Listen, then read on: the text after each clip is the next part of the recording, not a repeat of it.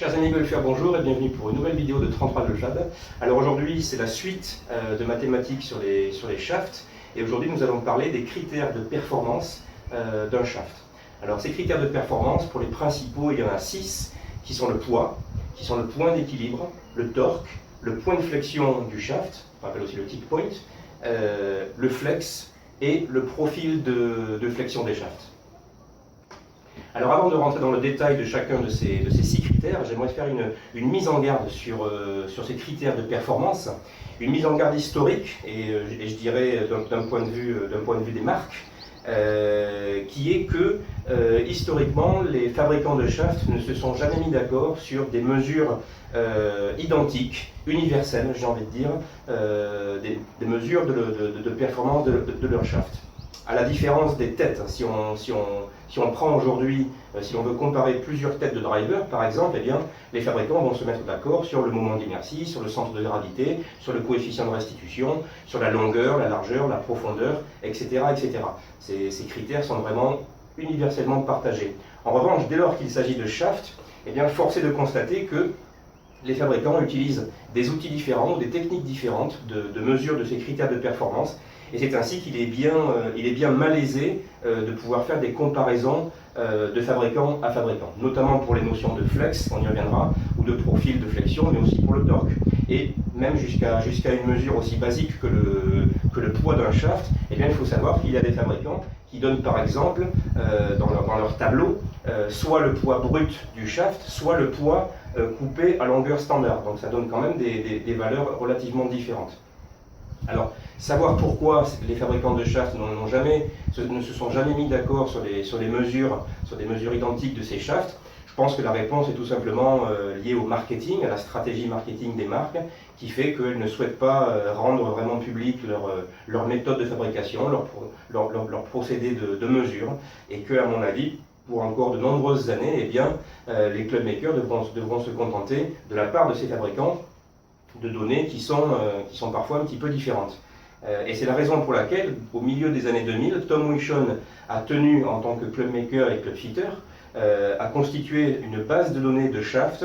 Il y en a un peu plus de 3000 aujourd'hui. Eh bien, une base de données qui permet de mesurer scientifiquement et rigoureusement différents shafts de différents fabricants sur des critères identiques, et je pense que cette base de données aujourd'hui est la plus importante au niveau mondial, tout simplement. Donc c'est quelque chose de très utile pour un clubmaker de pouvoir effectivement comparer sur des mêmes données, des mêmes méthodes, des mêmes machines, des shafts. Alors le premier paramètre de performance à analyser pour un shaft, c'est son poids. Et je le place en premier, c'est voulu, parce que je suis convaincu que le poids d'un shaft, le poids des shafts sur une série, eh bien c'est la première variable à analyser lors d'un fitting, partant du principe que le poids d'un shaft va avoir une incidence très importante sur une notion qu'aucune machine ne peut calculer finalement à ce jour, eh bien c'est la notion de sensation, de feeling, de ressenti du golfeur. Il est bien évident qu'aujourd'hui, il y a une palette de poids extrêmement large sur le marché, puisque ça va de 35 grammes pour les plus légers à 130 grammes pour les plus lourds. Et lorsqu'on fait essayer à un golfeur des shafts de différents poids, alors il est évident qu'il y a des golfeurs qui ont un ressenti plus fin que d'autres, mais pour la grande majorité des golfeurs, on se rend compte que le poids des shafts va avoir une forte incidence sur ses sensations. Donc c'est pour ça qu'il faut poser beaucoup de questions lors d'un fitting à un golfeur sur ses sensations, sur ce ressenti, et essayer donc de trouver le poids, le grammage qui va correspondre le mieux à ce golfeur et lui permettre d'aboutir au meilleur tempo, au meilleur rythme, meilleur feeling au practice et sur le parcours. Donc ça c'est une première chose vraiment très importante à analyser. Alors, ensuite, il y a des théories, des idées sur les poids des shafts qui sont assez répandues, et pour la plupart elles sont vraies. Par exemple, celle qui dirait qu'un shaft plus léger va générer plus de vitesse de club. Alors c'est vrai dans la grande majorité des cas, mais il y a des exceptions. Mais surtout, ce qu'il faut regarder, au-delà de la vitesse de club, c'est bien regarder plutôt la vitesse de balle et le smash factor du golfeur avec ce shaft plus léger. Partant du principe que si le golfeur génère plus de vitesse, mais qui commence à décentrer ses balles beaucoup plus fréquemment, eh bien effectivement, il faut se poser des questions. Alors une des solutions peut être de rééquilibrer le club avec un shaft plus léger en mettant par exemple un peu plus de poids en tête et voir ce que ça donne. Ça peut être une solution, une alternative. Autre idée répandue, celle qui dirait qu'un shaft plus léger va générer des trajectoires plus hautes et un shaft plus lourd des trajectoires plus basses.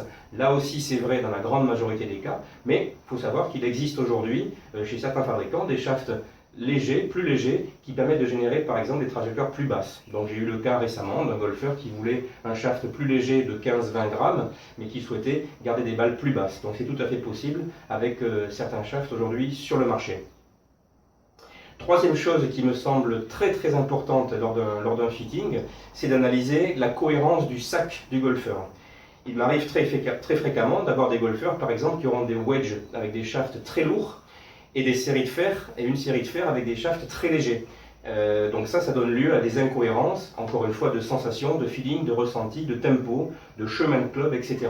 Donc arriver à une homogénéisation des poids des shafts dans un sac me semble quelque chose de tout à fait recommandable.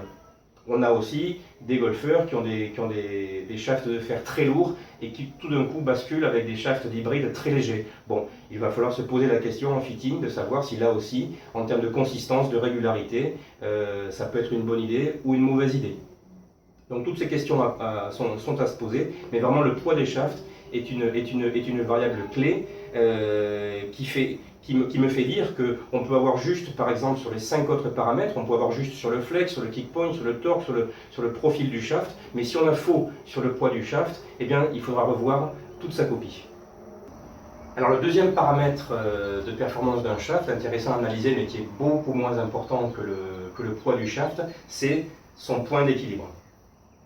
Il y a des shafts qui sont aujourd'hui équilibrés un petit peu différemment sur le marché, c'est-à-dire des shafts qui vont avoir plus ou moins de poids vers le tip, vers le bas du shaft, et des shafts qui auront plus de poids vers le butt, vers le manche, vers le grip.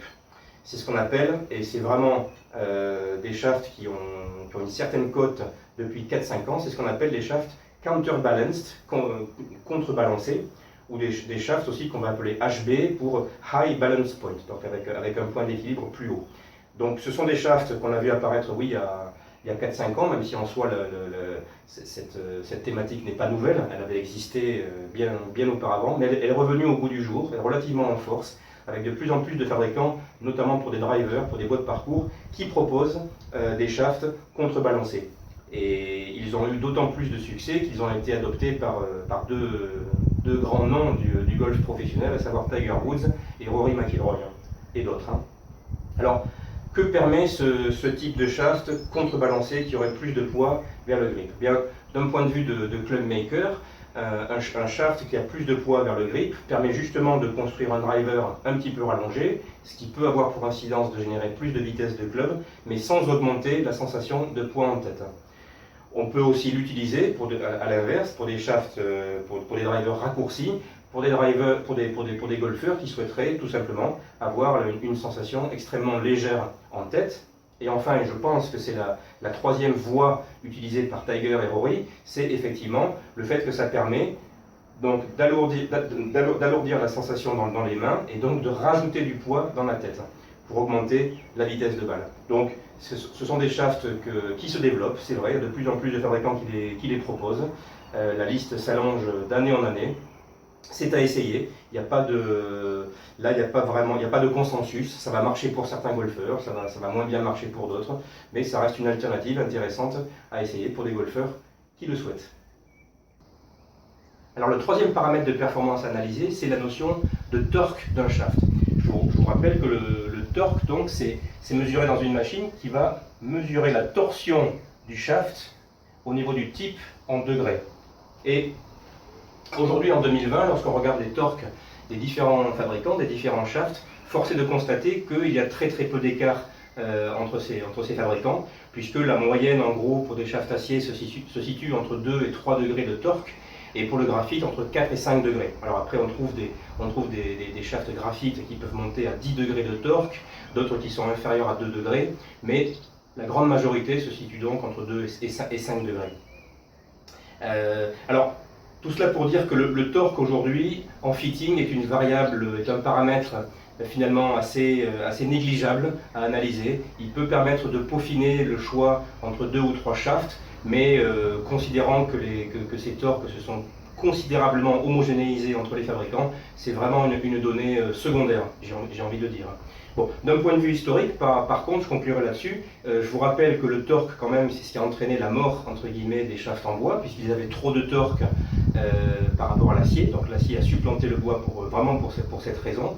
Les shafts en bois, requéraient un timing exceptionnel pour faire revenir la face de club square à l'impact. Et c'est le même problème qu'on a vu lors des débuts du graphite, au début des années 70, des shafts qui avaient trop de torque. Et lorsqu'on regarde Aldila, qui a été la première entreprise de fabrication de graphite en Californie, eh bien, leur premier succès, finalement, s'appelait le low torque, un shaft qui s'appelait le low torque, shaft à faible torque qui avait 2 degrés de torque, donc c'était extrêmement faible pour l'époque.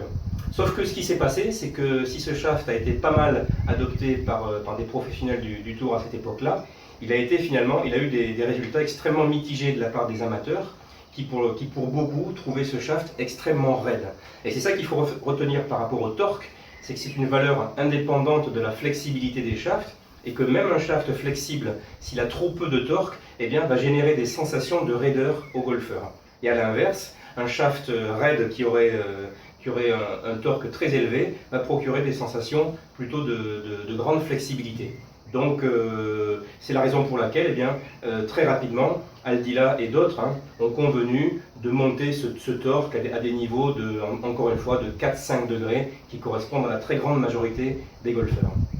Voilà, j'espère que cette vidéo vous aura intéressé. Je coupe à ce 3e paramètre parce que c'est long et je ferai une prochaine vidéo sur les 3 derniers paramètres, à savoir la flexibilité du shaft, le point de flexion du shaft et le profil de flexion du shaft, qui est un paramètre vraiment essentiel pour comprendre comment se comporte un shaft dans la phase de transition, de downswing et de release, et qui permet vraiment de peaufiner une recommandation à un golfeur en particulier. Je vous dis à très bientôt. Merci de votre attention.